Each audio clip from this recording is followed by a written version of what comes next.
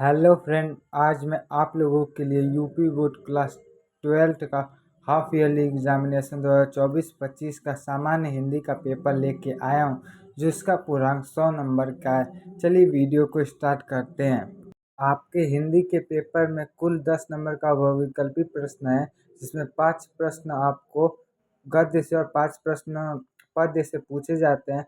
आपको स्क्रीन पर आपको 5 और 10 बहुविकल्पी प्रश्न आपको स्क्रीन पर दिखाई दे रहे हैं। आप उसको ध्यान से देखते रहिए। देखिए, दूसरा क्वेश्चन, दिए गए विकल्पों में सही विकल्प का चयन कीजिए। हिंदी का प्रथम महाकाव्य प्रिय प्रवास के रचनाकार, साकेत कृति के रचनाकार और प्रेम माधुरी के रचयिता और कौन सा ग्रंथ आदिकाल का है।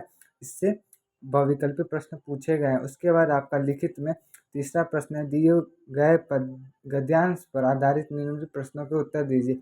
मतलब आपको 2 गद्यांश दिया गया है, जिसमें से आपको एक गद्यांश को करना है जो आपको आ रहा होगा।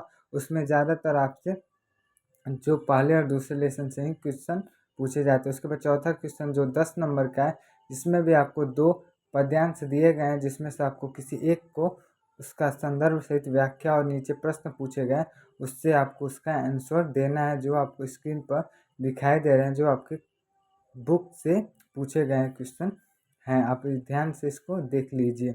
उसके बाद हम लोग 5वें नंबर क्वेश्चन पे आते हैं, जिसमें आपसे निम्नलिखित लेखकों में से किसी एक का साहित्यिक परिचय देते हुए उनकी कृतियों पर प्रकाश डालिए। अधिकतम सीमा इसकी 80 वर्ड है, जो 5-5 नंबर का होता है, जिसमें आपको एक लेखक का और एक कवि का जीवन परिचय देना है, जो 80 वर्ड में जीवन परिचय नहीं, आपको साहित्यिक परिचय देना रहता है। उसके बाद 6वां, कहानी के तत्वों पर पंचलाइट का समीक्षा कीजिए या बहादुर कहानी का प्रमुख पाठ बहादुर का।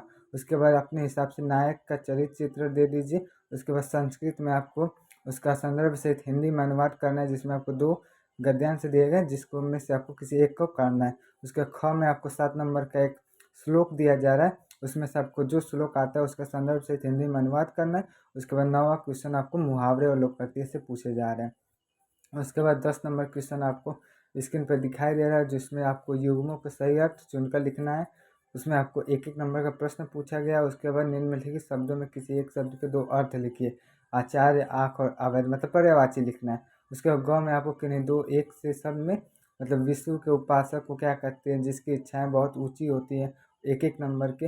उसके बाद निम्नलिखित में से किसी 2 वाक्यों को शुद्ध करना है। उसके बाद वीर रस, सांद्र रस, श्लेष अलंकार, सोरठा और रोला से। उसके बाद आपको एक पत्र लिखना पड़ेगा। उसके बाद आपको 9 नंबर का जो महत्वपूर्ण निबंध। उसके बाद एक अपठित गद्यांश का आंसर जो 5 नंबर का होता है।